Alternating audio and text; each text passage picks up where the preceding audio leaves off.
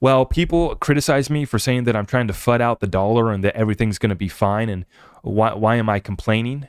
The United States trade deficit climbed to a record $948.1 billion in 2022, up 103 billion from 2021. So we grew by 103 billion. And an interesting point is that China dumped, I think it was 102 or 103 billion of US treasuries in Q4. So it's funny how that worked. Our trade deficit grows by 103 billion and China drops 103 billion of our treasuries in Q4. And I got people that are still attacking me for saying that I'm spreading FUD about the dollar. Well, yeah, it's been destroyed. The value has been destroyed 97% since 1913 when the Federal Reserve came into inception. And then I'm listening to a Jerome Powell who's telling me he's ending the party and he's not going to fire back up the party for a while. And I want people to be prepared for that.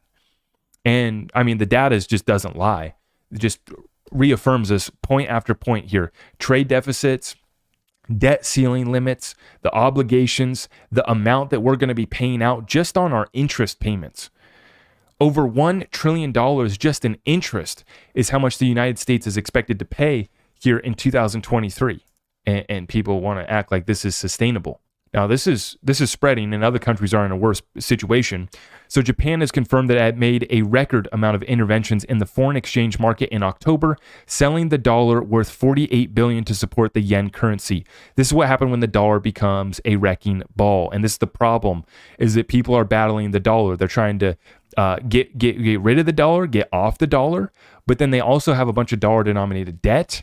And they also end up destroying their own currencies, and they're battling to keep their own currencies propped up to the tune of $48 billion getting dumped by Japan. I am your host, Zach Rector. I really appreciate all of the love and support. If you want to support the channel, just remember that you can start by smashing that thumbs up for me, sharing this content far and wide, and everything else is at my website.